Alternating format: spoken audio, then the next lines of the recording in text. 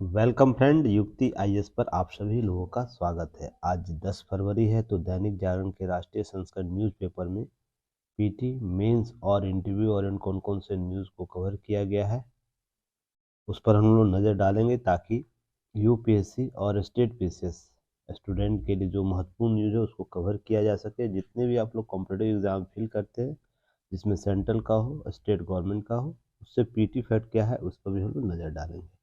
आगे बढ़ने से पहले आप युक्ति आईएएस का यूट्यूब चैनल जरूर सब्सक्राइब कीजिए, शेयर कीजिए और कमेंट सेक्शन में महत्वपूर्ण सुझावों के साथ साथ जो भी पीटी फैक्ट प्रश्न पूछे जाते हैं उसका उत्तर देने का प्रयास कीजिए। इसके अतिरिक्त युक्ति आईएएस के ऐप पर आपका एक ग्रुप बना हुआ है जो कम्युनिकेशन ग्रुप के नाम से बना हुआ है, जिसमें आप दैनिक जागरण संबंधित सभी चीज़ों को वहाँ शेयर कर सकते हैं और सभी लोगों के साथ साझा कर सकते हैं। ऐप पर आने के बाद बहुत से टेस्ट आपको देखने को मिलेंगे, साथ ही बहुत से कोर्सेज है, फ्री नोट्स है, तो आप एक बार विजिट करके वहाँ ज़रूर देखिए युक्ति आईएएस पर क्या अवेलेबल कराया जा रहा है आप लोगों को। साथ ही साथ टेलीग्राम चैनल से आप लोग ज़रूर जुड़ जाइएगा, लिंक आपको डिस्क्रिप्शन बॉक्स और कमेंट सेक्शन दोनों जगह दिया हुआ है। आपको डेली 10:30 यानी PM रात में, नाइट में आपको एमसीक्यू सीरीज चलाया जाता है, जो दैनिक जागरण और भी महत्वपूर्ण टॉपिक है उससे रिलेटेड चीज़ों को कवर किया जाता है। तो एमसीक्यू में शामिल होने के लिए आप शामिल हो सकते हैं टेलीग्राम चैनल से लिंक से जुड़कर। अब हम लोग आगे बढ़ेंगे। आगे बढ़ने से पहले देखिए, दो तीन चीज़ें याद रखिएगा। आज के पेपर में बहुत सी चीज़ें आप लोग को देखने को मिलेगा, जैसे कल के पेपर में भी आपको बहुत से टॉपिक ऐसे थे जो डायरेक्ट आपको कवर हो रहे थे। आज केस स्टडी से संबंधित बहुत सा टॉपिक है जो आपको यूपीएससी के पेपर 4 में काम देगा। और साथ ही अब देखिए, होता है कि बहुत से एग्जाम में ऐसे आ रहा है, तो ऐसे में कुछ कुछ केस स्टडियों के संदर्भ में भी चीज़ों को समझाया जा सकता है, बताया जा सकता है। केस स्टडी बहुत ही महत्वपूर्ण होता है, वो पेपर 2 हो, पेपर 3 हो या पेपर 4 हो यूपीएससी का। केस स्टडी के संदर्भ में चीज़ों को बेहतर तरीके से सामने रखा जा सकता है। तो इन सब चीज़ों को देखना हो तो अंत तक ज़रूर बने रहिएगा। तो देखिए, शुरुआत एक अच्छे खबर से की जाए आज। देखिए, पीटी ऊषा, जिसे पल्योली एक्सप्रेस या तो उड़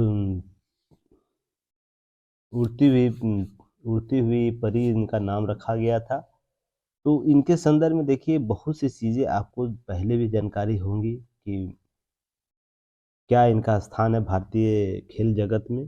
तो कल उन्होंने क्या किया है, कल उन्होंने राज्यसभा का सत्र की अध्यक्षता की है, उस सदन के सत्र की अध्यक्षता की है पीठासीन अधिकारी के रूप में। तो आपको मैंने पहले भी आपको सारे अधिकारियों के बारे में परिचर्चा कर चुका हूँ। लोकसभा के अधिकारी कौन होते हैं, राज्यसभा के अधिकारी कौन होते हैं, लोकसभा अध्यक्ष, राज्यसभा अध्यक्ष, राज्यसभा लोकसभा के पीठासीन अधिकारी, राज्यसभा के पीठासीन अधिकारी, पहले आप लोग को न्यूज़ कवर किया जा चुका है।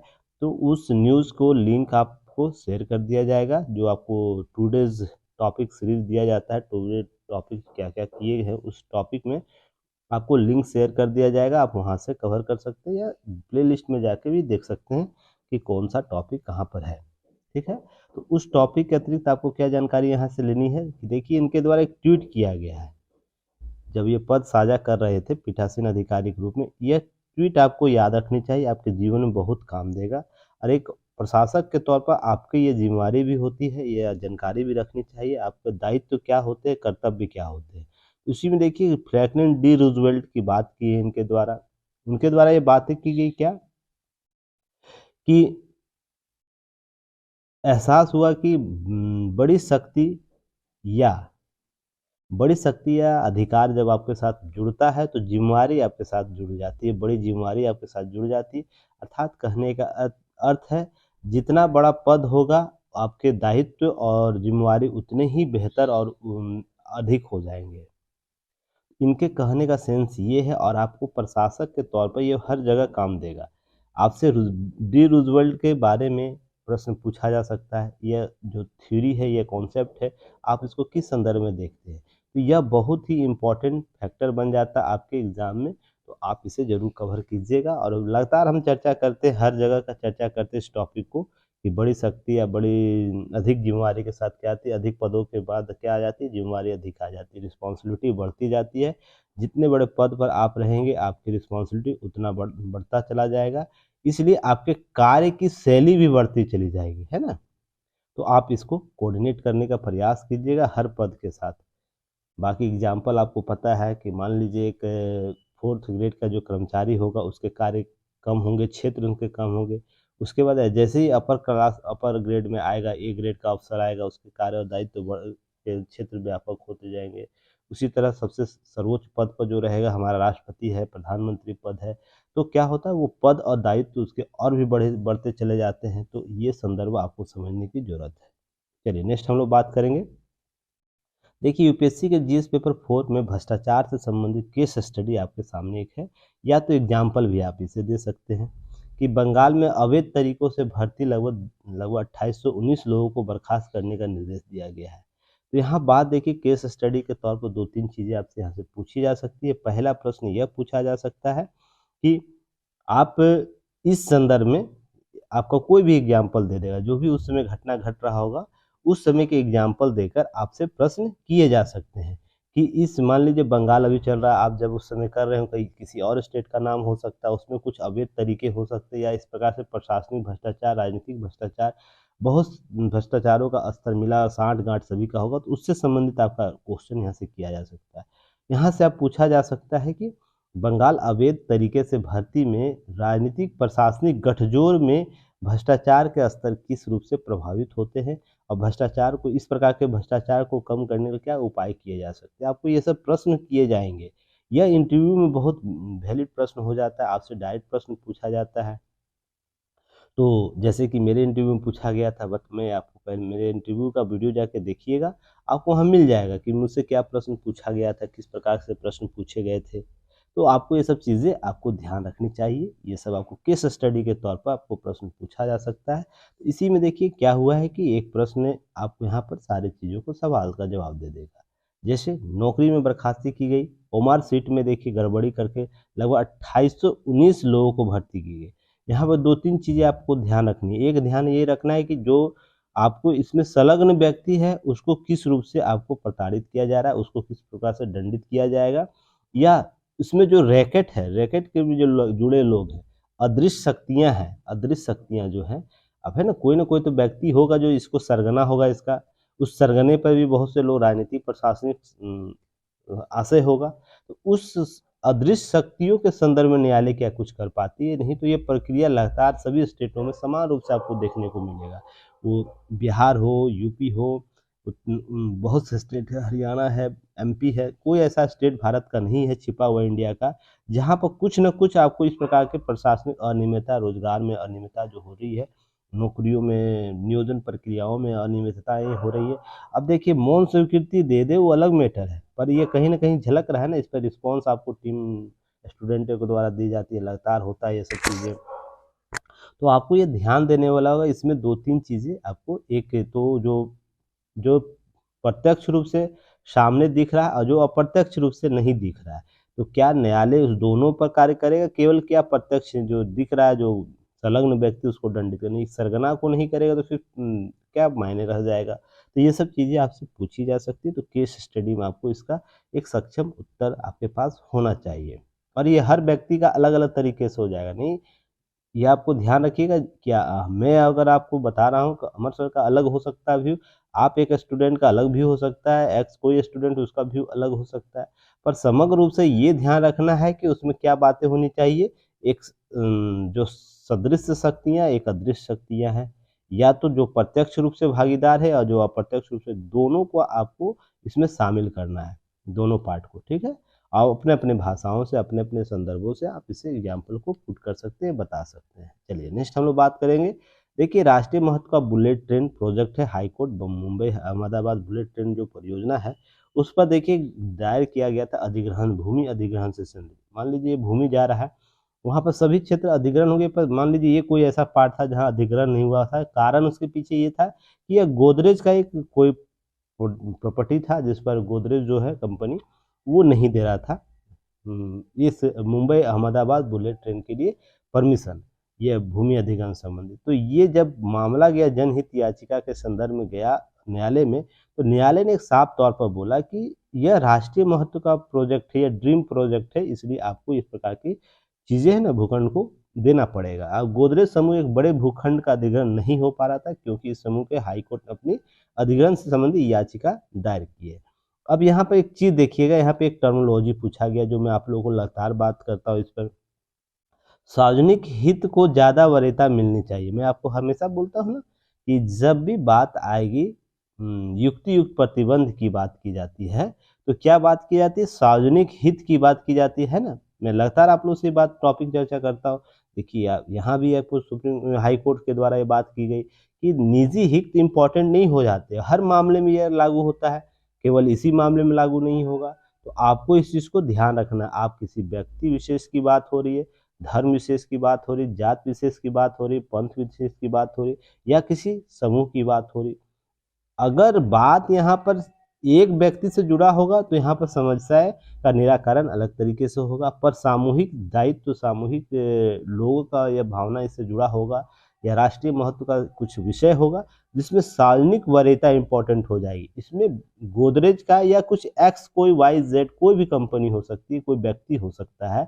मान लीजिए अमरसर का यहाँ प्रोजेक्ट है, यहाँ पर कोई मान लीजिए भूखंड है, तो या तो किसी आपके किसी एक भूखंड इस पर से कोई रेलवे परियोजना जा रही है, बहुत बड़ी प्रोजेक्ट, ड्रीम प्रोजेक्ट है इंडिया सरकार या भारत सरकार की, या किसी राज्य सरकार की भी, तो यहाँ पर हमें हमें अपना सहयोग करना होगा। हम इस बात को नहीं अड़ सकते हैं कि क्या हम यहाँ नहीं देंगे तब इधर से घुमा के ले जाइए। बहुत से ऐसे प्रोजेक्ट में आपको देखने को मिल जाएगा, और कुछ राष्ट्रीय प्रोजेक्ट है जो आपको अनुसरण इसका करना पड़ेगा, इसमें सहयोग देना पड़ेगा।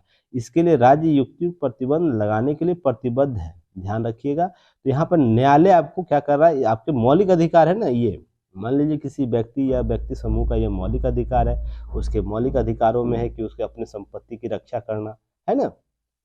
इसको क्या करेगा यहाँ पर, संपत्ति देने का अधिकार क्या है, भले विधिक अधिकार है, पर इसके अधिकार और संबंधित जो जो भी टर्मिनोलॉजी आपको आते हैं मौलिकता के दायरे में आते हैं। इसलिए न्यायालय इस प्रकार की आपको सामाजिक सार्वजनिक हित के संदर्भ में ऑर्डर दे सकता है, तो आप लोग इसको हर जगह पुट कर सकते हैं। चलिए नेक्स्ट हम लोग बात करेंगे। देखिए भारत में मिला लिथियम का बड़ा भंडार, देखिए मैं इसे अंडरलाइन करना भूल गया, पर इसे आप लोग ध्यान में रखेंगे, ठीक है। अब आप लोग को इसमें देखना है इसका प्रयोग कहाँ कहाँ होता है, लिथियम का प्रयोग कहाँ कहाँ होता है जो इतना इम्पोर्टेंट हो जाता है। देखिए 59 लाख टन लिथियम होने का जताया गया अनुमान, और 11 राज्यों के विभिन्न खनिज भंडारों में मिलने की जानकारी है भारतीय भू विज्ञान सर्वेक्षण का। तो यहाँ पर 2-3 क्वेश्चन का उत्तर पहले दीजिए कि भू विज्ञान जो सर्वेक्षण विभाग है वो किस मंत्रालय का अधीन काम करता है, पहला प्रश्न। इसके मंत्री कौन है, उसके बाद इसके वर्तमान निदेशक कौन है, और हाल ही में इसने किस प्रोजेक्ट पर काम किया, अर्थात इसकी खोज हाल ही में कहाँ की गई है, बिहार से भी रिलेटेड है, ध्यान रखिएगा। ये सब चीज़ें आपको आनी चाहिए। अब देखिए जम्मू कश्मीर के रियासी जिले में लिथियम भंडार की खोज की गई है, और यह देश में मिला लिथियम का पहला भंडार है, ध्यान रखिएगा। ये भी आपको प्रश्न पूछा जा सकता है जम्मू कश्मीर में से संबंधित कि देश में पहला लिथियम भंडार कहाँ खोजा गया, तो दिल्ली आपको जम्मू कश्मीर में खोजा गया। तो ये सब प्रश्न आपको पूछे जा सकते पीटी फैक्ट के संदर्भ में, इस सबको आपको कवर करना पीटी फैक्ट के तौर पर। और लिथियम बैटरी में इसका प्रयोग होता है लिथियम के तौर पर, और आप जान रहे हैं इलेक्ट्रॉनिक जितने भी गैजेट आ रहे हैं उसमें लिथियम का प्रयोग हम लोग कैसे करते हैं, उसका प्रयोग इसके लिए हम चीन या तो अन्य देशों पर निर्भर रहते हैं। तो ये सब चीज़ें जब आएगी देश में होगा तो एक नया अवसर आएगा, क्रिएट होगा। हम लोग जो लिथियम के लिए जब भी बैटरियाँ जो आयरन बैटरियों का आयात करते हैं वो निर्भरता कम होगी। तो ये सब चीज़ें आपको फायदा देगा। अब 11 राज्यों में देखिए भंडार कहाँ कहाँ मिले हैं, तो जम्मू कश्मीर, आंध्र प्रदेश, छत्तीसगढ़, गुजरात, झारखंड, कर्नाटक, मध्य प्रदेश, उड़ीसा, राजस्थान, तमिलनाडु, तेलंगाना, इन राज्यों का नाम भी याद रखना है। तो आने वाले समय में बहुत सी चीज़ें अपडेट होंगी, तो क्या करना है इसको है आपको इसको अभी क्वेश्चन मार्क बना के रखना है। बस दो तीन चीज़ें याद रखनी है, क्या कि आपको भू विज्ञानी जो भारतीय भू वैज्ञानिक सर्वेक्षण है वो क्या है, उसके बाद इसका जो हाल ही में कौन कौन सी खोज की गई है। चलिए नेक्स्ट हम लोग बात करेंगे। देखिए असम में हमें हम बाल विवाह से संबंधित हालिया चर्चा बहुत देखने को मिला है, सुनने को मिला है। एक नया देखिए प्रकरण देखने को यहाँ पे मिला, असम में स्टाम्प पेपर पर हो रहे हैं बच्चों की शादियों के एग्रीमेंट। अब देखिए लोग कहाँ किस हद तक जा सकते हैं, किन चीज़ों का अपनाया जा सकता है। चोर के पास 84 बुद्धि होते हैं, कहावत सुने हैं ना? तो देखिए एक बुद्धि ये भी लगाया गया है। अब आपसी एग्रीमेंट लोग कर रहे हैं। तो यहाँ पर आपसी एग्रीमेंट समझिएगा पहले क्या है। असम के कुछ माता-पिता क्या कर रहे हैं, अपने नाबालिग बच्चों की शादी स्टाम्प पेपर पर एग्रीमेंट कर रहे हैं, जिसमें राष्ट्रीय बाल अधिकार संरक्षण आयोग ने इसे ऐसे एग्रीमेंट पर संज्ञान लिया है और लेना भी चाहिए ऐसे संज्ञान पर। जिसमें देखिए क्या किया जा रहा है, 2 वर्ष से शिकायत मिल रही थी राष्ट्रीय बाल आयोग को। असम में बच्चों की शादी स्टाम्प पेपर पर एग्रीमेंट कराया जा रहा है।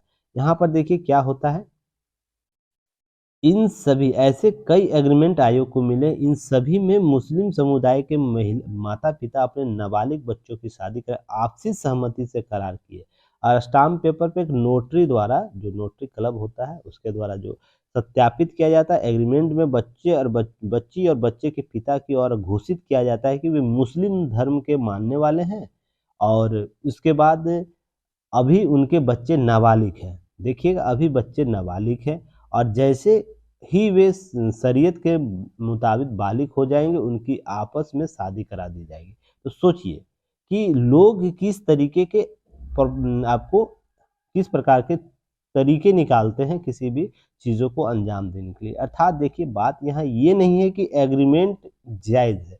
बात यहाँ है कि आप करना क्या चाहते हैं, सिस्टम में किस चीज़ को इम्प्लीमेंट करना चाहते हैं। आप केवल इस आधार पर आकलन नहीं कर सकते, इस आधार पर आप किसी किसी चीज़ों को पुट नहीं कर सकते कि आपके धार्मिक आधार पर किसी चीज़ को मान्यता दी गई है। मैं लगातार बोलता हूँ ये बातें कि आपका सामाजिक दायित्व तो सबसे इम्पोर्टेंट है। अगर इसी तरह सभी लोग करने लगे तो फिर क्या होगा? बाल अधिकार संरक्षण नियम का क्या होगा? बाल अधिकार के संबंधित जो सरकारी योजना है उसका क्या होगा? तो ये सब चीज़ें आपको ध्यान रखने की ज़रूरत है और न्यायालय को और साथ ही साथ जो राष्ट्रीय बाल अधिकार संरक्षण है आयोग है, उसे भी आपको इस सब चीज़ों को ध्यान में रखना चाहिए। ये सब रिकॉल में आप लोग माइंडसेट में रखिएगा, कभी भी एग्ज़ाम्पल के तौर पे इसे पूछ सकते हैं एक समस्या के तौर पर। कि लोग की जब तक सहभागी नहीं होगी, सहभागिता जब तक लोगों का नहीं होगा, किसी भी चीज़ में सहभागिता नहीं होगा, तो क्या होगा कि वो योजना है ना, कोई भी योजना, परियोजना या कोई भी लक्ष्य हम प्राप्त नहीं कर सकते, किसी भी समस्या का समाधान नहीं ढूँढ सकते हैं। अब मान लीजिए हमारे यहाँ स्वच्छता अभियान चलाया गया था ना, वो काफ़ी हद तक सफल रहा है अभी तक। हम लोग स्वच्छता को लेकर अधिक सजग हुए हैं। हाल ही में आपको भूजल प्रबंधन के लिए आपको अमृत सरोवर का निर्माण किया जा रहा है, उसमें लोगों का भागीदारी बढ़ रहा है, तो समय से पहले हम सब चीज़ों को प्राप्त कर रहे हैं ना। तो वैसे भी ये सब भी है सामाजिक दायित्व जो है आपका, जो कुरीतियाँ हैं, बाल विवाह किसी भी पंथ में हो, किसी भी धर्म में हो, वो बाल विवाह एक आपको एक हमें कलंक के तौर पर देखना चाहिए कि जो बच्चों को सही उम्र में हम खेलने नहीं दे रहे हैं, उसे उसका विकास छीन रहे हैं, उसके सर्वांगीण विकास को रोक रहे हैं, अर्थात उसकी मौलिक मौलिक अधिकारों को हम रोकते हैं। तो ध्यान यहाँ रखिएगा कि जब तक हम सभी वर्ग, सभी धर्म, पंथ या तो जो लोग व्यक्ति विशेष इससे जुड़े हैं, अगर वो सहयोग नहीं करेंगे तो सरकार के जो लोक कल्याणकारी राज्य की अवधारणा वो कैसे पूर्ति करेगा? राज्य हमेशा आपके दरवाजे पर नहीं आएगा, आपको कुछ ऐसा काम करना होगा जिसके आधार पर लोक कल्याणकारी राज्य की अवधारणा आपसे भी शुरू हो। केवल राज्य का ही दायित्व नहीं है लोक कल्याणकारी राज्य की अवधारणा।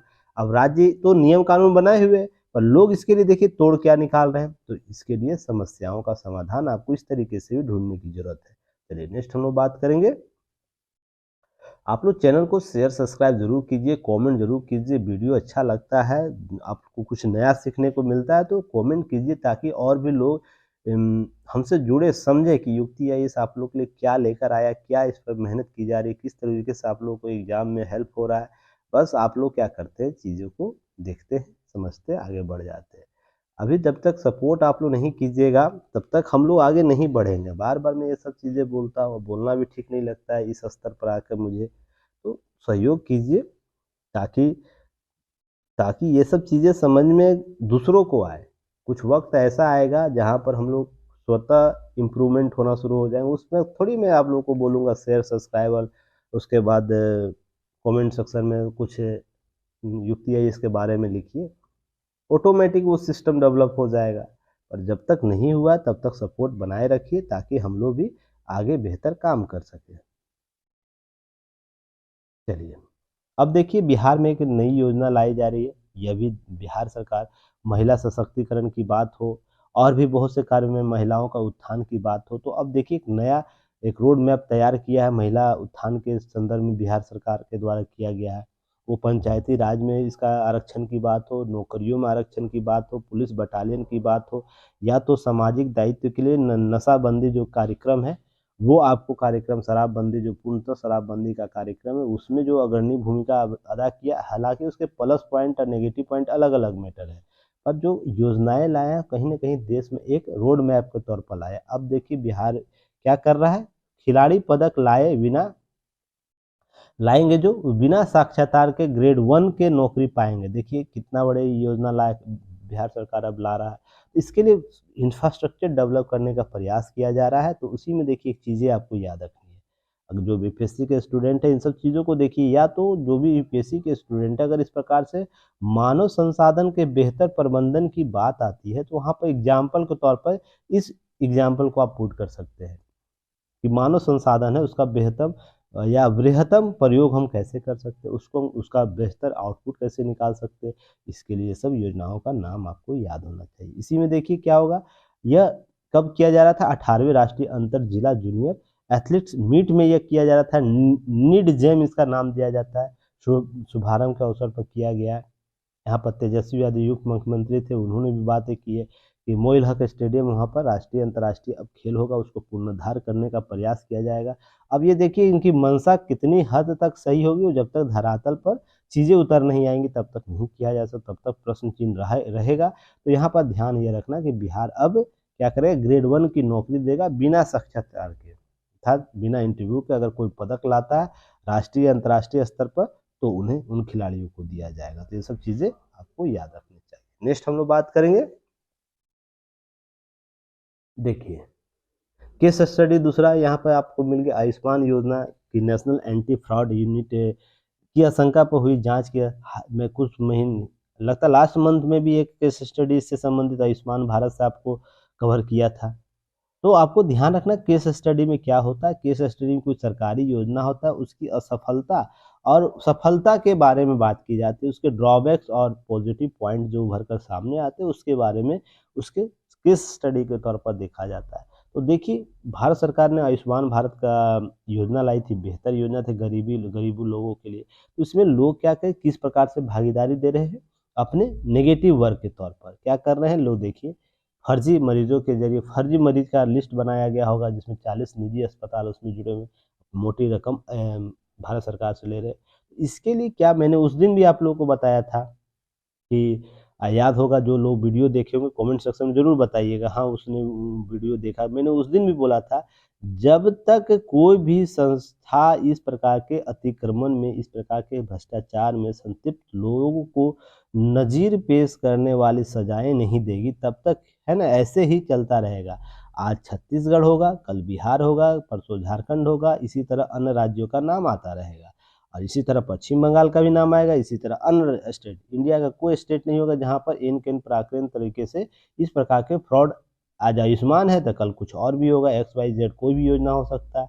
तो हमें नज़ीर पेश करने वाली क्या होगा, एक कॉन्सेप्ट डेवलप करना होगा। इस प्रकार के कोई भी सार्वजनिक योजनाएं होगा, अगर अनियमितता पड़ी मिलेगा तो उसके लिए ब्लैक लिस्ट थ्योरी इतना टफ होना चाहिए कि आने वाले 7 पुश्ते इनके है ना, कोई इस प्रकार के निजी अस्पताल ना खोल पाए। उनके जो भी संलग्न व्यक्ति होंगे वो डॉक्टर से लेकर कर्मचारी तक, उनका उनके सारे चीज़ों को सिस्टम को ब्लॉक करने की ज़रूरत होगी, तभी जाके इस सिस्टम। तो हमारे यहाँ राजनीतिक और प्रशासनिक इतना गठजोड़ बना हुआ है, तो ये सब चीज़ें नहीं हो पाती धरातल पर। हम लोग इस प्रकार के बस किताबों में उदाहरण पढ़ सकते हैं, उसको दे सकते हैं।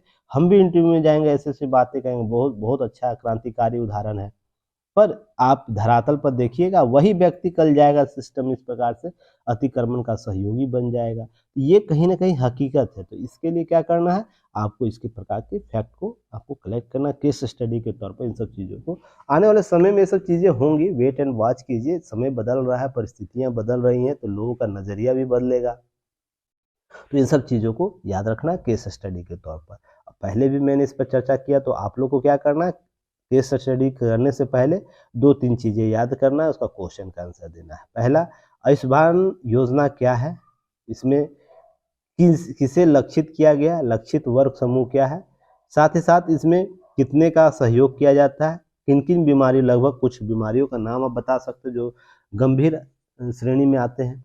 साथ ही साथ योजना का जो लास्ट बजट था कितना था, लास्ट बजट जो किया गया है आयुष्मान योजना के लिए स्वास्थ्य विभाग स्वास्थ्य परियोजना में परियोजनाओं के संदर्भ से लेकर हवाले से लेकर तो कितना किया गया, ये सब आप लोग सर्च कीजिएगा, बताइएगा कमेंट सेक्शन में। देखिए बहुत सी चीज़ें आपको स्वयं करनी चाहिए। अब हर चीज़ का डाटा अगर हमारे द्वारा उपलब्ध कराया जाएगा ना तो पता चलेगा 2 से 3 घंटे का वीडियो हो जाएगा, जो कहीं ना कहीं आपके लिए लॉस होगा, मेरे लिए कुछ नहीं हो, मेरे हमको क्या करना है, हमको चीज़ों को मेरे पास स्टोर है वहाँ से मैं कॉपी करूँगा आपको ले दे दूँगा, पर आप लोग संग्रह करते करते सारा दिन लग जाएगा। तो इसलिए क्या करना, ये सब चीज़ें है ना एक बार सर्च कर लेना, एक बार देख लेना, बस आगे यहाँ पर सेंड कर देना ताकि रिकॉल होता रहे। चलिए नेक्स्ट हम लोग बात करेंगे। देखिए मैं इसी के बात कर रहा था, अभी आगे ऊपर मैं बात कर रहा था ना, जल मिशन अमृत सरोवर। तो इसमें देखिए समय से पहले आपको पूरा होने का लक्ष्य रखा गया है। तो याद होगा जल सरोवर योजना जो था, मैंने पिछले बार भी चर्चा किया था, उसमें कुछ दिन पहले ही शायद मैंने किया था जहाँ तक मुझे याद हो रहा है। तो देखिए इसका लक्ष्य क्या है, 15 अगस्त 2023 तक कार्य के पूरे होने का अनुमान है। 60% कार्य हो चुका है, निर्धारित लक्ष्य का अब 40% केवल बच गया है। तो जन भागीदारी के तहत पुराने तालाबों और जलाशयों का पुनरुद्धार के साथ साथ सफाई की जा रही है, जिसमें उसकी क्षमता के बराबर जल भंडारण किया जाएगा। तो मैंने आप लोगों को बताया भी था, अपने घर का एग्जाम्पल भी दिया था कि कैसे हम लोग लेवल बढ़ा सकते हैं, ग्राउंड लेवल, तो उसके लिए सब परियोजनाएं बहुत ज़रूरी है। तो बहुत से समस्याओं का समाधान इस प्रकार की योजनाएं लेकर आता है। तो देश में प्रत्येक जिले में कम से कम 75 नए तालाब जलाशयों का निर्माण करने का लक्ष्य रखा गया है। पर देश के प्रत्येक जिले में कम से कम 75, तो ध्यान रखिएगा एक जिला में कम से कम 25 आपको। तो बताइएगा यहाँ क्वेश्चन कि देश में कितने जिले हैं, जिलों की संख्या देश में कितना है, डिस्ट्रिक्ट की संख्या कितनी है, राज्य तो आप लोग सभी लोग जानते हैं, तो डिस्ट्रिक्ट बताइएगा।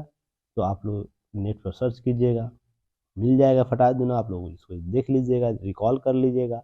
अब 24 अप्रैल 2022 को यह राष्ट्रीय पंचायत दिवस पर प्रधानमंत्री नरेंद्र मोदी के द्वारा इसकी घोषणा की गई। तो अब पंचायती राज पर राष्ट्रीय पंचायती दिवस कब मनाया जाए, 24 अप्रैल को। तो ये सब देखिए पीटी फैक्ट प्रश्न है, आप इससे ही कवर किया जाए, और यही सब प्रश्न आपके एग्जाम में पूछे जाते हैं, वनडे एग्जाम जो भी होता है, वन लाइनर एग्जाम होता है वहाँ पर। तो आप लोग बिना वजह के इधर उधर भटकते हैं, सारे चीज़ों का चीज़ें कवर हो सकती है। अब देखिएगा 15 अगस्त 2023 तक राष्ट्रीय स्तर कुल 50,000 अमृत सरोवर नए तालाब का निर्माण पूरा किया जाएगा या लक्ष्य रखा गया है। तो कितना, 50,000 अमृत तल सरोवर का। तो ये सब चीज़ें आपको रिकॉल करनी, याद करनी है। चलिए नेक्स्ट हम लोग बात करेंगे। देखिए हाल ही में कुछ विवाद आया था, सोशल मीडिया पर चीज़ें आई थी, बहुत जोर शोर से लोग देख रहे थे, सुन रहे थे। जो आईएएस अफसर हैं के पाठक, अफसरों को गाली देते हुए मिले थे ना, जो ट्रैफिक को लेकर, जहाँ बार बार लोग ट्रैफिक बेवजह ट्रैफिक, और कि देखिए मैं भी इन सब चीज़ों को लेकर सजग रहता हूँ कि इनका मंशा गलत नहीं था, ठीक ना, तरीका गलत हो सकता है, बोलने का तरीका गलत हो सकता है, क्योंकि इनकी परवरिश जो की गई है एडमिनिस्ट्रेशन थ्योरी में, उसी प्रकार से होता है। मैं आपको जब पुलिस प्रशासन के सुधार की बात कर रहा था या अफसरों के सुधार की बात कर रहा था, वहाँ पर एक भाषाओं के संदर्भ में बात की थी, एक बार आप लोग को याद होगा कि पुलिस प्रशासन में भाषा को लेकर हमेशा रहता है, नेगेटिव ही सेंस रहता है हमेशा। क्या बोला जाता है, गाली गलौज से बातें की जाती है, कोई भी अधिकारी अपने अधीनस्थ कर्मचारी को क्या करता है, गाली से ही बात करता है। और जो अभद्रता के साथ व्यवहार किया जाता है, भाषा का प्रयोग किया जाता है नागरिकों के साथ, वो कहीं ना कहीं चिंता का विषय है। तो देखिए अब अफसरों में जब ये चीज़ें हुई तो उभर कर सामने आ गए, नहीं तो ऐसे कौन ध्यान देता है, कोई नहीं ध्यान देता है। आप बस केवल पढ़ते हैं, सुनते हैं, एक सुझाव के तौर पर दे देते हैं। अब के पाठक क्या किए हैं, हाल ही में कुछ एक सप्ताह पहले ही अपने अफसरों को लेकर कुछ गालियाँ शब्द का प्रयोग किए थे, जिससे महकमा थोड़ा सा नाराज था। साथ में लोग का प्रतिक्रिया बेहतर भी था उसमें कि नहीं सही बोल रहे हैं, तो मिली जुली चीज़ें थी। अब देखिए क्या हो गया कि विकास वैभव जी पर क्या हुआ कि जो आईजी हैं, आईपीएस अधिकारी और डीजी शोभा ओहटकर, उनके द्वारा गाली देने का आरोप लगाया गया है विकास वैभव पर। और देखिए अब बातें यहाँ है कि देखिए अब इनकी पूरी तरह क्या है, मैंने भी वीडियो नहीं देखा है, मैंने भी कुछ चीज़ें नहीं सुनी, तो इस पर टीका टिप्पणी तो मैं नहीं करूँगा कि कौन सही है कौन गलत है। पर इस मंशा से ये समझा जा सकता है आपको कि पुलिस में जो अभद्रता के साथ बात करने की चलन है, वो इस स्तर पर भी है, केवल निचले स्तर पर भी नहीं है, इस स्तर पर भी है। तो ये बहुत बड़ा प्रश्न चिन्ह खड़ा करता है नियोक्ता पर, अर्थात वो यूपीएससी हो या स्टेट पीसीएस हो, दोनों को अपने प्रशिक्षण में सुधार करने की जरूरत है। हमेशा जरूरी नहीं कि कमेटी बना के ही अनुशंसा करेगा लोग, प्रशिक्षण के स्तर पर भी इसे सुधारा जा सकता है, ऐसे भाषा शैली को डेवलप किया जा सकता है। तो ये सब चीज़ें देखिए क्यों व्यवहार में अभी तक है, तो ये सब चीज़ें हम लोग समझना है। आपसे कोई प्रश्न पूछा जाए तो आप इसी स्तर पर प्रश्न देने का प्रयास कीजिएगा। ये व्यक्ति विशेष पर आपको कोई ऐसा अवसर मिलेगा जो इतनी शालीन भाषा रहती है उनको कि 10 मिनट 15 मिनट 1 घंटा उनसे बात करने का मन करेगा। पर कुछ ऐसे लोग भी हैं सिस्टम में जिनको देखते ही आपका हाई पारा हाई बीपी हो जाएगा तुरंत, ठीक है, ये सिस्टम में कैसे हैं लोग ये। तो ये सब चीज़ें आपको ध्यान देने वाली है। देखिए उत्तर भारत का पहला हिंदी डीम्ड विश्वविद्यालय व केंद्रीय हिंदी संस्थान, याद रखिएगा, यह पीटी फैक्ट के तौर पर आपसे प्रश्न पूछा जा सकता है। केंद्रीय हिंदी संस्थान उत्तर भारत का पहला हिंदी डीम्ड विश्वविद्यालय बनने जा रहा है, जहां 90% कार्रवाई हो चुकी है, अर्थात यह जो कमेटी गठित की गई यूजीसी के द्वारा वो ऑनलाइन प्रोडक्शन दिया जा चुका है और यह डीम्ड विश्वविद्यालय बनने को तैयार है। तो यह सब चीज़ें आपको प्रश्न पूछ सकता है, तो ये सब चीज़ों को क्या करना है, पीटी फैक्ट के तौर पर ध्यान रखना है। चलिए नेक्स्ट हम लोग बात करेंगे, सीमा पर नहीं मिलेगा पाकिस्तान और चीन को मोबाइल नेटवर्क। तो 5G नेटवर्क को डेवलप किया जा रहा है, इंफ्रास्ट्रक्चर को डेवलप किया जा रहा है, जो भी हमारे सीमाएं हैं, ठीक ना, सीमाएं हैं ना, उसको क्या किया है, सुरक्षित किया जाएगा। अब ये सीमाएं हैं और यहाँ से लेकर इस सीमाएं को सुरक्षित किया जाएगा, प्रयास किया जा रहा है। तो इसके लिए क्या होगा, आपको साझा होगा। तो ये सब डाटा अपडेट रखिएगा, आने वाले समय में काम देगा, ठीक है ना। अभी इस पर जो भी विशेष होगा, अब देखिए मैं आप लोगों को बार बार बोलता था, तो आप देखिए राष्ट्रपति के द्वारा बातें की गई है, कुछ आप लोग मेरी बातों को सीरियस नहीं लेते हैं, पर जो बातें आपको प्रैक्टिकली जब देखने को मिल जाता है तो चीज़ें आपको समझ में आएगी। मैं हमेशा बोलता हूँ ना, प्राकृतिक आपदाएं अभी विश्व की सबसे बड़ी समस्या है। आने वाले समय में क्या करेगा, अगर इस पर हम अभी काम नहीं करेंगे, हम इस पर अधिक अभी रणनीति नहीं बनाएंगे, तो आने वाले 200 साल 250 साल में क्या होगा कि मानव अस्तित्व पर खतरा उत्पन्न हो जाएगा। यानी हमारे पृथ्वी पर मानव कैसे जीवित रहेंगे, सबसे बड़ा समस्या उत्पन्न हो जाएगा। तो उसी में देखिए जो हमारे माननीय राष्ट्रपति जी है द्रौपदी मुर्मू जी, उनके द्वारा क्या बोला गया है, देखिए क्या थ्योरी डेवलप किया गया है, कितना बेहतर है। आप इसे जो व्यक्ति समझ जाएगा वो इस ओर अग्रसर हो जाएगा। अब देखिए आपके कर्तव्य बहुत कुछ है, सॉरी, आपके अधिकार बहुत है, ठीक ना, पर कर्तव्य पर कोई बल नहीं देता है, कर्तव्य पर कोई बात ही नहीं करना चाहता है। अब अधिकार है आपका, मानवाधिकार है, प्राकृतिक अधिकार है, रोटी कपड़ा और मकान, है ना, 3 मौलिक आवश्यकताएं आपको देखने को मिल जाए, सभी लोग इसी के जहद में लगे हुए हैं। पर इसके अतिरिक्त भी कुछ कर्तव्य आपके, वो आप पूर्ति नहीं, इसके दावा तो सभी लोग ठोकेंगे, सभी लोग करेंगे, कोई भी व्यक्ति ऐसा नहीं है विश्व का जो इस अधिकार को वंचित होना चाहता है, और नहीं होना भी नहीं चाहिए इन अधिकारों से वंचित। पर उसके साथ साथ उन व्यक्ति और सभी व्यक्तियों के प्रति आपको जिम्मेदारी कर्तव्य भी होनी चाहिए। तो वो क्या है कि अपनी प्रकृति संवर्धन की बात की जाए। अब मैं अपने टैगलाइन में लिखा हुआ अंगदान युक्ति आईएएस के नाम लिखा हुआ हूँ ना, तो ये क्यों है, कर्तव्य है मेरा कि मेरे द्वारा जो भी चीज़ें दी जाएंगी वो समाज के प्रति एक कुछ नज़ीर पेश की जाए। तो जो भी मैंने अपना अंगदान किया है वो क्या हुआ, अधिकार है कि मेरा कर्तव्य है, मेरा अधिकार है कि मैं अंगों का सुरक्षित कर सकता हूँ, मेरा जो शरीर है वो मेरे सॉवरेंट है ना। पर मेरे जाने के बाद क्या मेरा यह दायित्व नहीं होता, कर्तव्य नहीं होता, इस अंश मात्र से कुछ लोगों का भला हो सके, जो लोग नहीं देख पाते हैं, ब्लाइंडेड है, जिनका किसी भी प्रकार का जो भी पार्ट्स मैंने डोनेट किया है, उससे जितने लोग होंगे, मान लीजिए कम से कम 15 से 16 लोग तो इस पार्ट से लाभ ले सकते हैं ना। अब वो कितना यूटिलाइज होगा वो सिस्टम जानेगा ना, मैं तो मरने के बाद मैं तो ये नहीं जान सकूंगा हाँ वो सिस्टम में कितने लोगों को यूटिलाइज कराया जा सका है। पर मैंने इस उद्देश्य से तो नहीं किया ना कि सिस्टम कितना फॉल्ट है इसमें। मैंने तो ये मनसा रखा कि अधिक से अधिक लोगों को लाभ मिले। तो ऐसे ही होता है प्राकृतिक संवर्धन। जब आपके कर्तव्य पर जब आप इम्पोर्टेंस देने लगते हैं ना, तो आपका विचार और आपके चीज़ों में परिवर्तन ऐसे ही होता है कि अगर सभी चीज़ों में मान लीजिए इतने पार्ट में क्या है, डिफ़ॉल्ट है, ठीक ना, और आप कर्तव्य पर बल दे रहे हैं, तो इसी पार्ट को मजबूत बनाने का प्रयास कीजिएगा। ध्यान रखिएगा यार, इतना मजबूत होगा ना, इसका प्रभाव इसको न समाप्त करना शुरू कर देगा। अब मान लीजिए मैंने अंगदान की बात की है, तो इससे देखा देखी अगर कुछ चीज़ें हैं। अब मैं यहाँ एटुरिया का नाम लूँगा। एटुरिया तो आप लोग बिहार में नाम सुने होंगे। तो एटुरिया में आप देखिए उनके नाम है, एक पेड़ एटुरिया का नाम है, परवीन सर के द्वारा चलाया जा रहा है। तो देखिए कितने लोगों ने पेड़ रोपा होगा, है ना। जब ये व्यक्ति कभी सोचा होगा कि एक पेड़ लगाना है सोसाइटी के लिए, वो एक से लेकर अभी तक कितने अभी बिना किसी पैसे खर्च से लोग लगाए होंगे, उनसे मोटिवेशन होकर।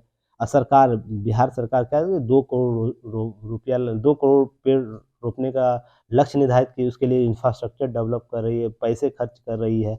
तो इससे क्या होता है कि संसाधन है ना बेवजह खर्च हो रहा है, पर यहाँ मौलिक कर्तव्य ही लोग समझ ले कि हाँ, हर व्यक्ति पेड़ रोपेगा। एक व्यक्ति कम से कम अपने जीवन जब उनका बर्थडे हो या कोई ऐसा सार्वजनिक ओकेजन हो जहाँ पर एक पेड़ रोप सके, या किसी भेंट स्वरूप कहीं दे रहा है तो एक पेड़ का पौधा दे सके, तो क्या होगा इससे ना बिना खर्च का अतिरिक्त राज्य के कर्तव्य अतिरिक्त हमारे जो हम लोग डोनेट करते हैं आपको आयकर टैक्स के, जो मोटी गाड़ी रकम है, वो खर्च किए बिना भी हम अपने कर्तव्यों से, केवल कर्तव्य से ही एक बेहतर सुधार ला सकते हैं।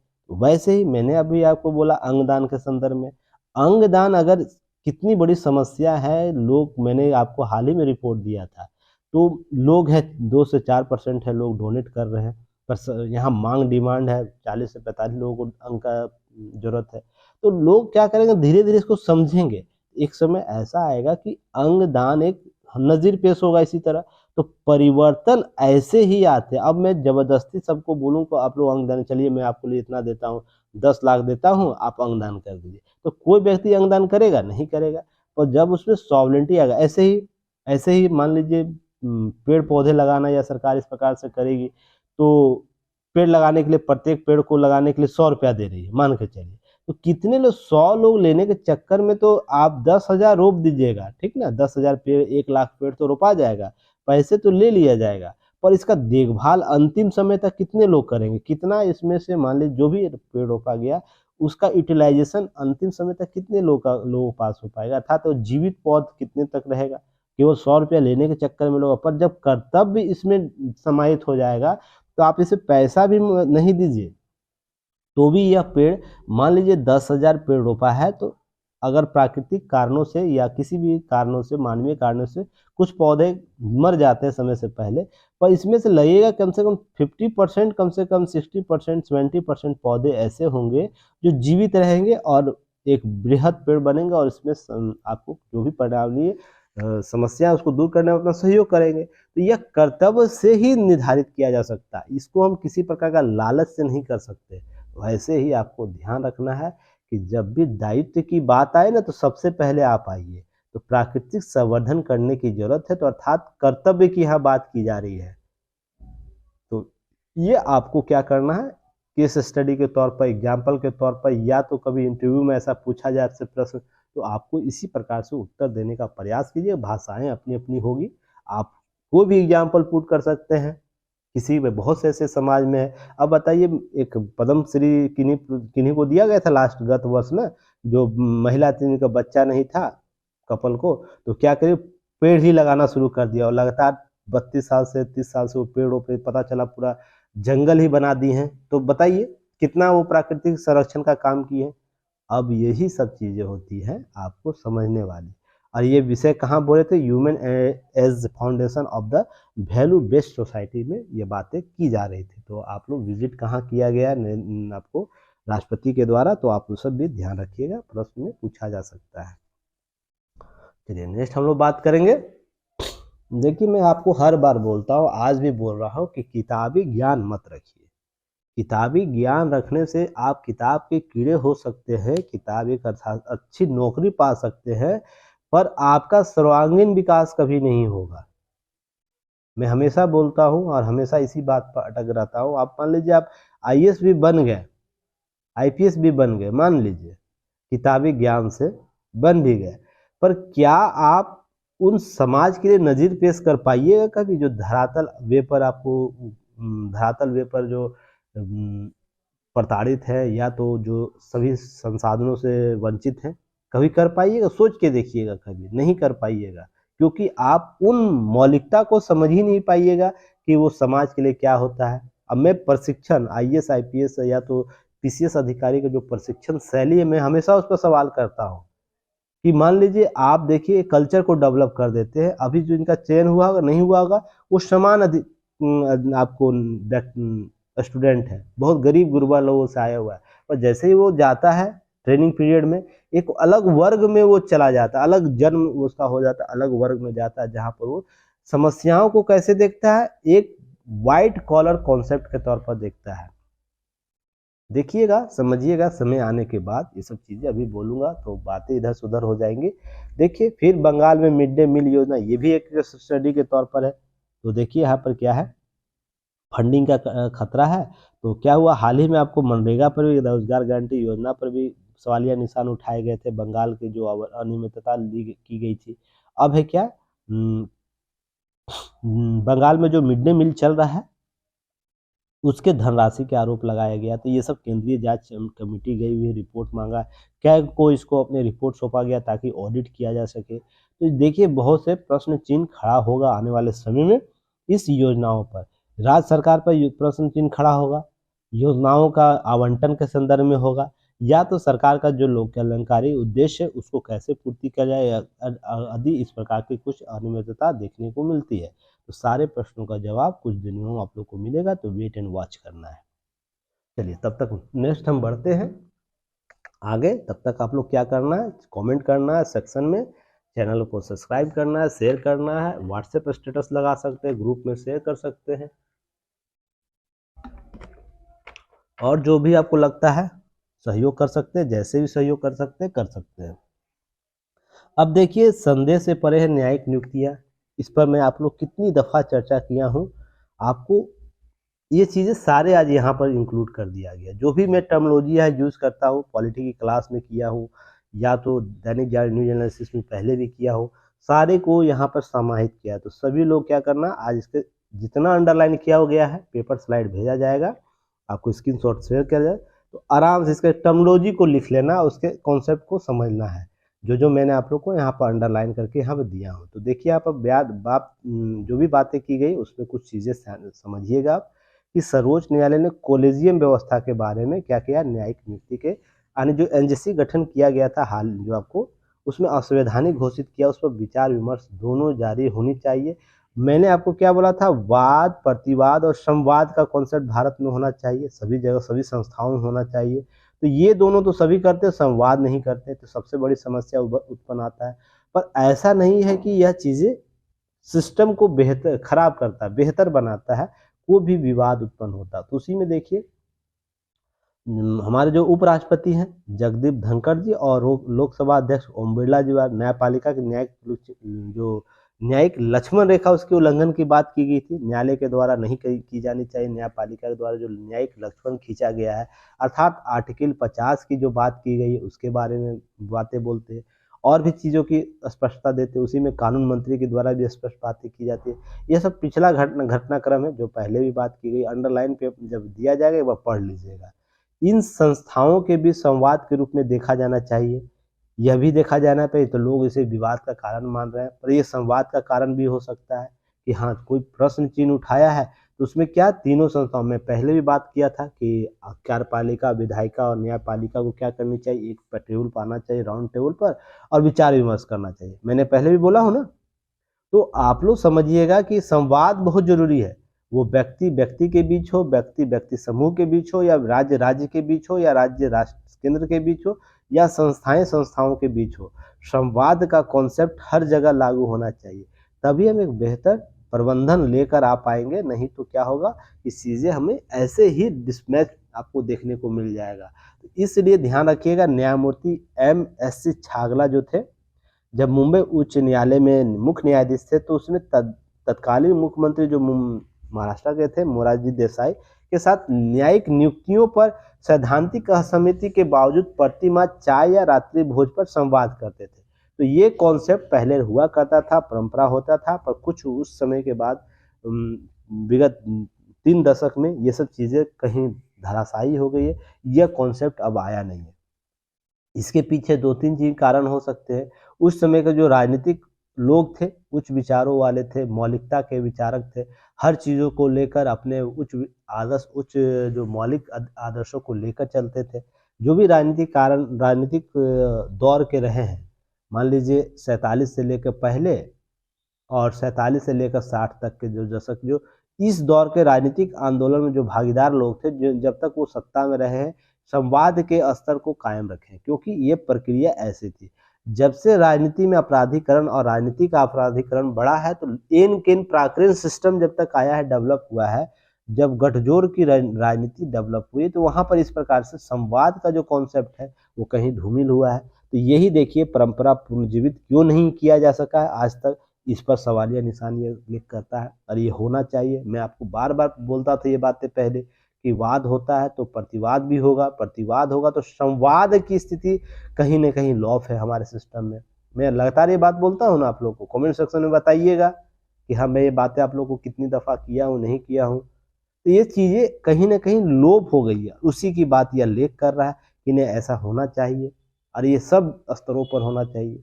ये चीज़ आपको देखिए यहाँ पर, और भी देखिए कि मैंने कुछ दिन पहले आपको बताया था कि मौलिक अधिकार जो मूल ढांचा का कॉन्सेप्ट है, यह ट्रम्प कार्ड के रूप में न्यायपालिका उपयोग करती है। सत्ता का अभ्यास,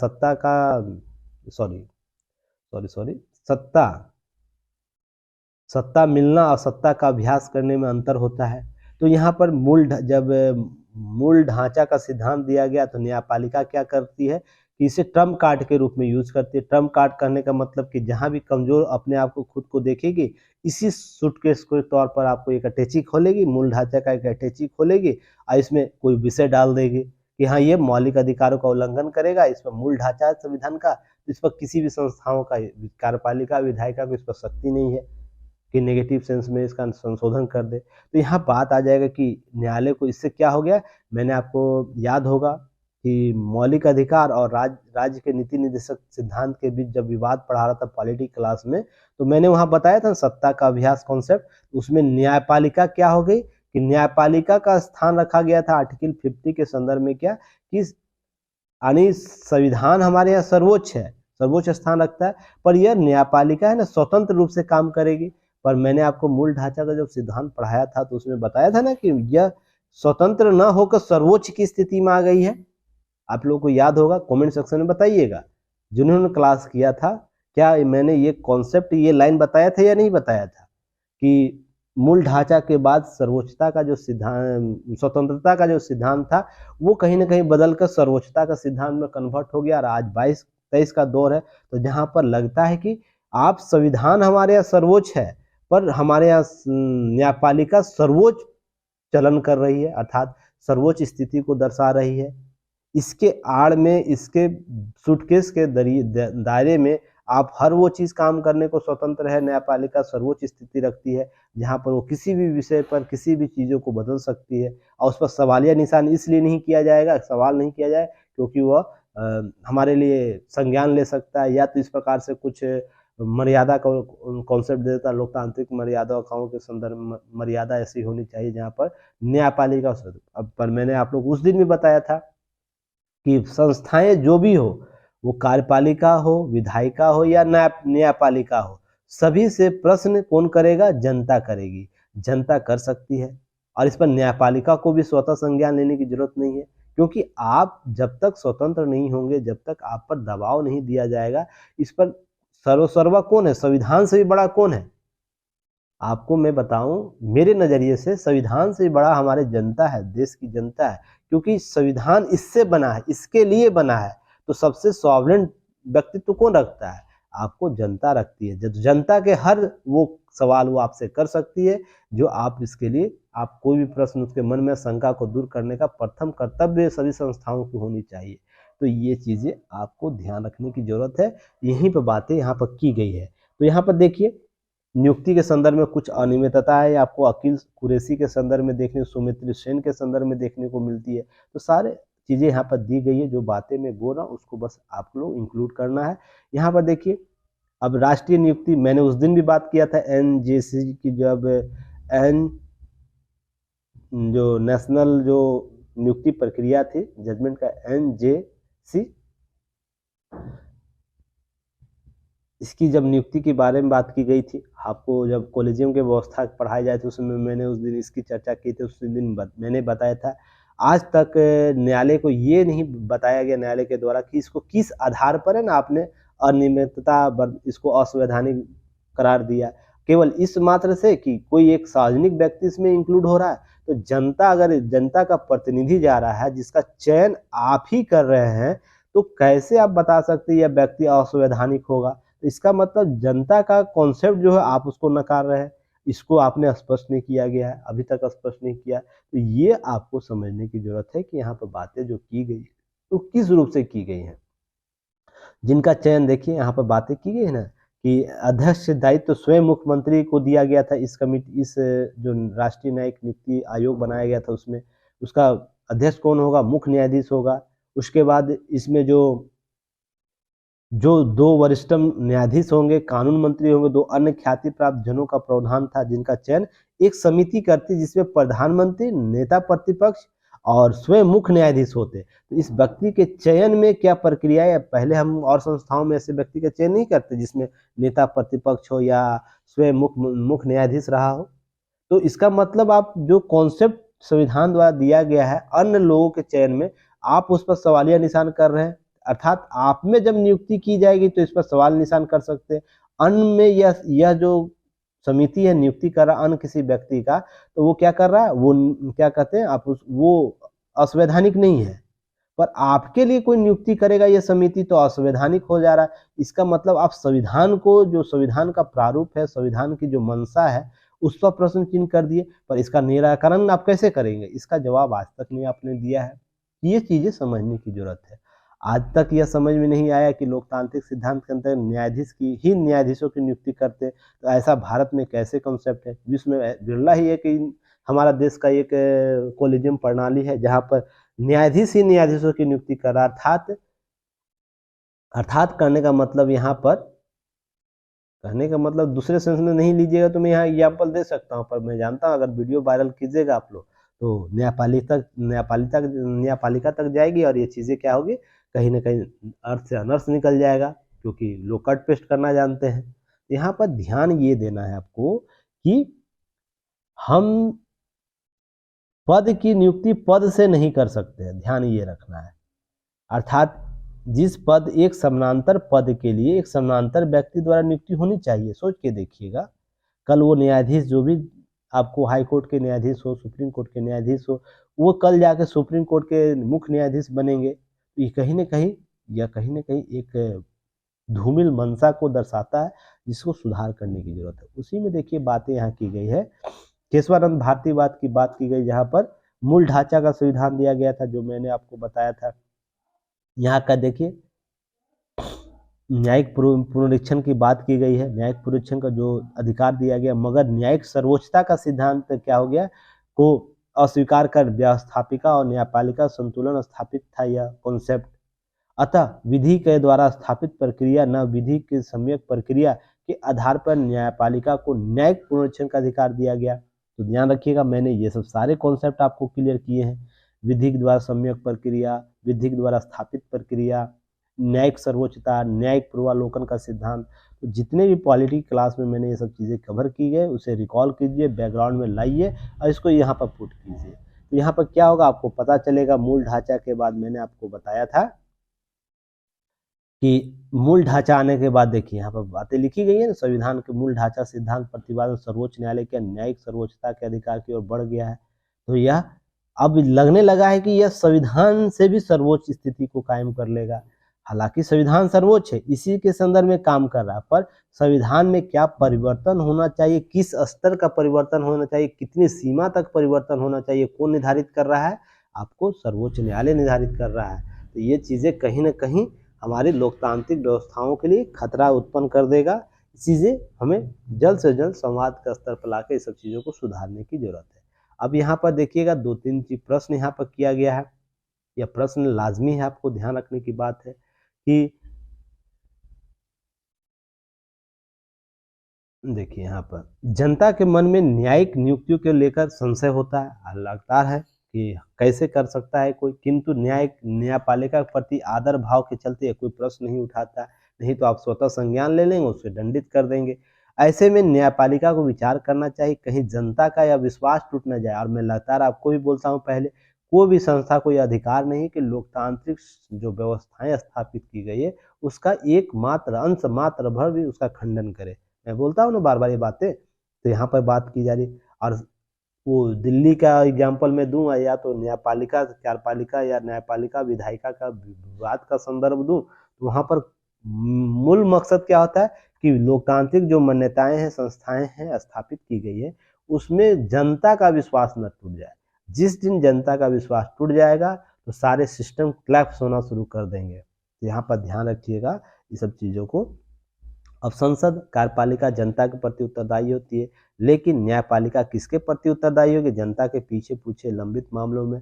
ये सब चीज़ें आपको ध्यान रखना है। ये सब प्रश्न जो किया गया वो जो मैं आपको बताए वही सारे प्रश्न यहाँ पर उभरे हुए हैं, इसको ध्यान रखना है, इसको कवर करना है। एक स्वतंत्र, निष्पक्ष, उत्तरदायी और पारदर्शी जन्मोन्मुखी न्यायपालिका लोकतंत्र के लिए अपरिहार्य है। और ये लाइन में कितनी बार आप लोगों को पॉलिटी क्लास में पढ़ाया हो, आप लोग स्वयं जाकर वीडियो देखिएगा, सुनिएगा, क्या ये सब चीज़ें मैंने आप लोगों को चर्चा किया हूँ कि नहीं किया हूँ। जो कॉन्सेप्ट है, जो बातें बताई जा रही मेरे द्वारा, वो कहीं ना कहीं आपको आज न कल वो मिलेगा ही मिलेगा। बस है कि शर्त ये कि कितने लोग कितने सीरियस होकर चीज़ों को पढ़ रहे हैं, समझ रहे हैं और उसका एग्जाम में आउटपुट निकाल रहे हैं। बस चीज़ों को है ना इधर उधर मत भटकिए, नहीं तो समस्या आपके लिए हो जाएगी। देखिए, तुर्की सीरिया भूकंप की सबक सीखनी चाहिए, इस पर एक विमर्श आया। इसमें कुछ विशेष बात नहीं की गई है, जो प्लेट की बात की गई थी मैंने उस दिन भी चर्चा किया था, उसकी बात है। और साथ से साथ जो भूकंप के आए हैं उस पर जो सुरक्षा मानकें होनी चाहिए। भारत में जो विगत जो 7 वर्षों में जो 130 से ज़्यादा भूकंप आए हैं उत्तराखंड में, उसके लिए प्रश्न चिन्ह किया जा रहा है कि हमारे संस्थाएं कैसे काम करेगी, उससे सीख लेनी चाहिए। इस सब पर चर्चा की गई है, कुछ विशेष नहीं है, एक नज़र देख लीजिएगा। आज हम लोग फिर बात करेंगे, देखिए यहाँ पर अब देखिए ऊर्जा बदलाव को देख रही कंपनियां बदल रही हैं रुख। जो भी हमारे आपको महारत्न कंपनियां हैं जो ऊर्जा के क्षेत्र में काम कर रही हैं, वो अपने लक्ष्य को निर्धारित जो लक्ष्य है उसके जो परंपरागत जो ऊर्जा स्रोतों को प्राप्त करने का लक्ष्य रहता था, अब है ना कि जो गैर परंपरागत ऊर्जा स्रोतों की ओर बढ़ना चाह रहा है, नए नए इनोवेशन कर रहा है। तो आने वाले समय में इसके कार्य और प्रश्न आपसे पूछे जा सकते हैं, तो ध्यान रखना है। सारे चीज़ों को यहाँ पर कवर कर लेना है और आपको 2-3 प्रश्न का उत्तर दे देना है। पहले, महारत्न कंपनी वर्तमान में कितनी है, ठीक ना? कितनी महारत्न कंपनी है जो ऊर्जा क्षेत्र से संबंधित है? तो उसके बाद आपको महारत्न कंपनी बनने के लिए क्राइटेरिया क्या है, अर्थात जो मानक है वो क्या है, तो आप इसको उत्तर में दीजिएगा, प्रश्न के उत्तर में। बाकी चीज़ें आपको कवर कर लेनी है, सभी पर लक्ष्य। अब देखिए मैं आपको यहाँ पर आ रहा हूँ, अभी कितने मिनट के बाद आ रहा हूँ देखिए। इसी के लिए मैं बोलता हूँ लंबा वीडियो हो जाता है, गला दर्द करने लगता है। रीज़न उसके पीछे कि बहुत से टॉपिक को कवर करना पड़ जाता है, इसलिए आप लोग भी कॉपरेट कीजिएगा कि चीज़ें जो बताए पूछी जा रही है उसका उत्तर दे दीजिए, आप स्वयं उसको कवर कर लीजिए, उसी से आपका कवर हो जाएगा बाकी चीज़ें पेपर में।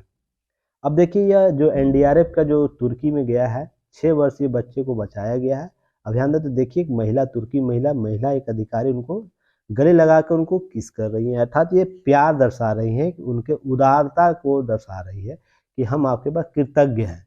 तो ये सब जो माहौल है ना, इसका वीडियो आपको रिलीज किया गया, वो सब जाकर लाइव देखिए, तो इसकी भावनात्मकता को समझ पाइएगा। किताब में पेपर में इस तरह पढ़ के नहीं समझ पाइएगा, इसके वीडियो को सर्च कीजिएगा, आपको मिल जाएगा। तुर्की लविंग पॉइंट रखिएगा, तुर्की में जो एनडीआरएफ लविंग जोन पॉइंट इसका नाम दिया गया है शायद, इसको देख लीजिएगा, तो चीज़ें समझ में आएगी कैसे इसको समझा जा सकता है, इसकी प्रासंगिकता को। तो यहाँ पर देखिए अभी जो भी है यूपीएससी के जीएस पेपर 2 और 3 में आएगा यह टॉपिक, अंतर्राष्ट्रीय संबंध भारतीय हित आपदा प्रबंधन। ध्यान रखिएगा, आपदा प्रबंधन पेपर 3 में, अंतर्राष्ट्रीय संबंध भारतीय हित आएगा पेपर 2 में।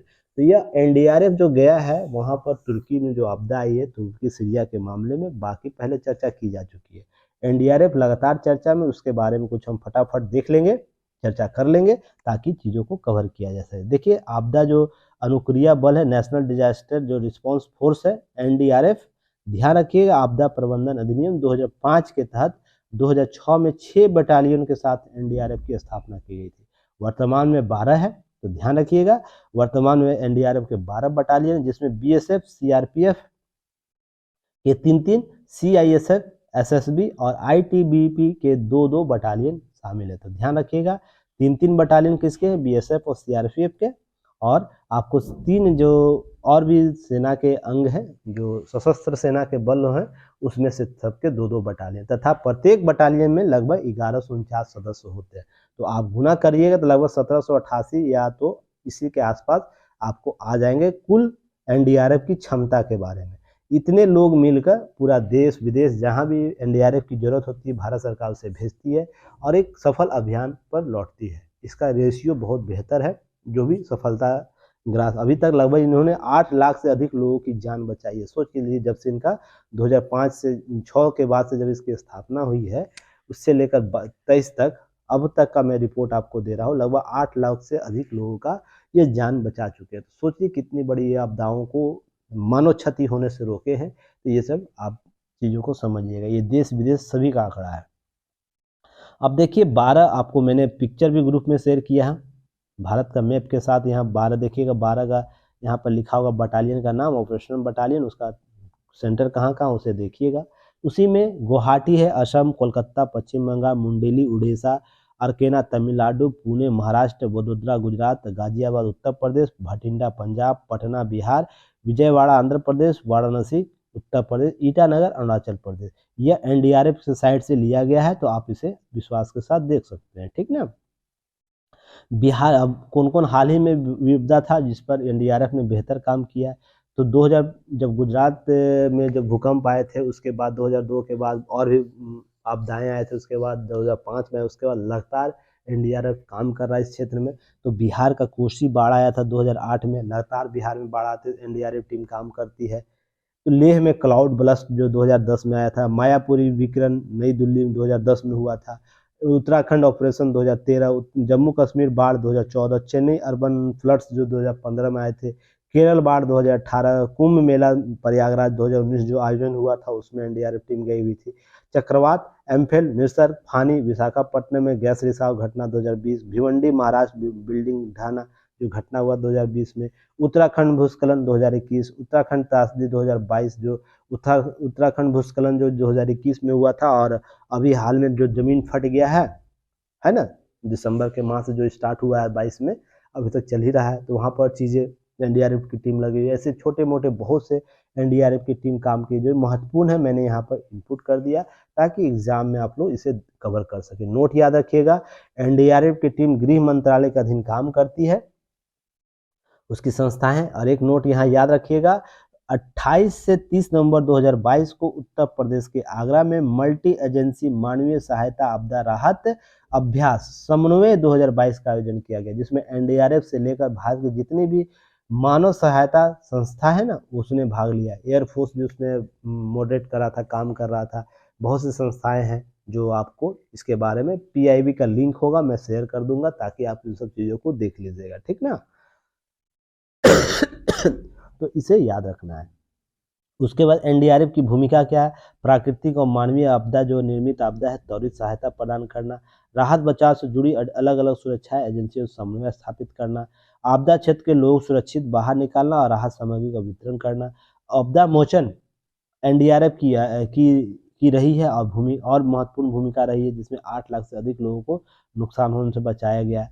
अब देखिए भारत में अंतर्राष्ट्रीय आपदा में भारत की भूमिका क्या है या एनडीआरएफ की भूमिका क्या है।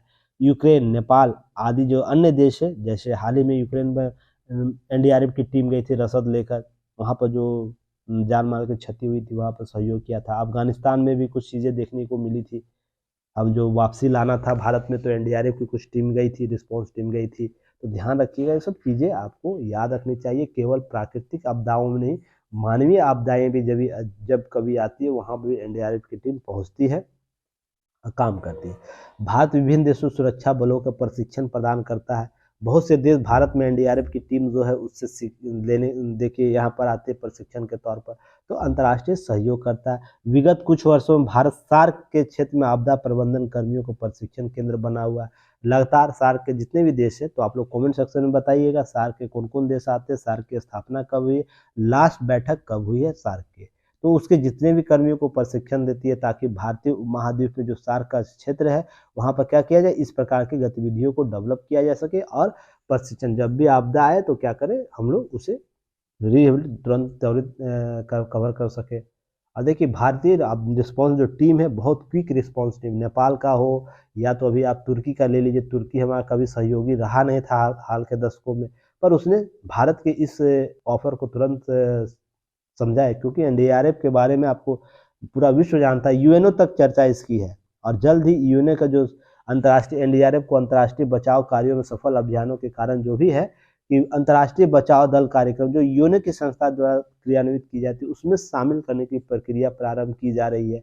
वो जल्द इसमें शामिल हो, जैसे हमारा कीप मिसिंग है ना, शांति का सेना का जो जाता है, यूएन पीस कीपिंग मिशन जो रहता है, उसी तरह एनडीआरएफ की टीम, भारत की एनडीआरएफ की टीम, वहाँ पर उनको शामिल करने का प्रयास किया जा रहा है अंतर्राष्ट्रीय बचाव दल कार्यक्रम में, जो यूएनओ के द्वारा किया जाएगा। तो ये सब एक उपलब्धि है भारत के एनडीआरएफ टीम की, तो ये सब चीज़ें आपको याद रखनी चाहिए, ये सब कवर की जानी चाहिए। यहाँ तक क्लियर। नेक्स्ट याद रखिएगा, अब नेक्स्ट कुछ नहीं है, नेक्स्ट अब कल सैटरडे है, ध्यान रखिएगा, कल लोगों का पेपर है, इसलिए एक्स्ट्रा नहीं किया जाएगा। कल और परसों आप लोग रेस्ट कीजिए, आराम से हम लोग मंडे को मिलते हैं। ज़्यादा एक्साइट नहीं होना, बहुत से लोगों का पेपर है, पेपर चले जाने के बाद लोग पढ़ते हैं, क्योंकि मैं देख रहा हूँ बीपीएससी के कुछ स्टूडेंट हैं, वो कुछ मैंने नाम नहीं लूँगा, पर उनका आप वीडियो देख रही हैं। इससे होता है क्या कि आप लास्ट समय में क्या करना, आपको अभी समय देना है बीपीएससी पर, जो बीपीएससी कैंडिडेट है, तो किसी भी तरीके से अगर 1 घंटा यहाँ दे रहे हैं तो क्या होगा, आपको तो लगेगा मैं चलो न्यूज़पेपर कवर कर लेता हूँ, समस्या आपको हो जाएगी। 2 दिन के बाद ही हम लोग करेंगे, क्योंकि हमको पता है आपकी समस्या कहाँ-कहाँ होती है। तो हम फिर भी मैं 2 दिन तक कुछ काम नहीं करता हूँ। आपको 10 तारीख से लेकर 12 तारीख तक मैं कुछ भी काम नहीं करता हूँ। कुछ रीज़न है, पर्सनल रीज़न रहता है मैं इस दौर में, पर आज 10 तारीख था, आपको बताना था, इसलिए मैं चीज़ें आज कवर कर दिया, नहीं तो आज से पहले 2014 के बाद से मैं इस 2 डेट को कभी कुछ काम नहीं करता। 10, 11, 12 3 दिन मैं छुट्टी पर रहता हूँ, कुछ मौन रूप से धारण रहता हूँ, रूम में रहता हूँ, चिंतन में रहता हूँ, शांत, अपना दिमाग कुछ शांत रखता है। इस दौरान कुछ घटनाएँ ऐसी हुई थी मेरे जीवन में, जिसके वजह से तो 2014 के बाद कोई काम नहीं करता, फिर भी आज मैंने लिया है, ताकि आज आप लोग को नोटिफाई कर दूं कि 10, 11 और 12 3 डेट आने वाले कभी भी समय में मैं 3 दिन काम नहीं करूंगा। कोई व्यक्ति विशेष अगर संपर्क करना चाह रहे होंगे, अगर नहीं हुआ तो चिंता मत कीजिएगा, फिर मैं 12 के बाद रिकवर हो जाऊंगा। अगला साल फिर इस 10, 11, 12 को मैं आपसे क्लास नहीं लूँगा। थोड़ा सा कुछ चीज़ें होती हैं जो आप नहीं चाहते, वो होता है, और वो आपके जीवन में छाप छोड़े रहता है। तो ये सब चीज़ों को लेकर अंतिम रूप से चलिए फिर हम लोग मिलेंगे सोमवार को या मंगल से, जो भी होगा अपडेट होऊंगा मैं, तो आपको देखता हूँ। कुछ टीम आ रही हैं, जुड़ेंगी हमसे, और भी नए टीम आएंगे, तो आप लोग चलिए, धन्यवाद, जय हिंद।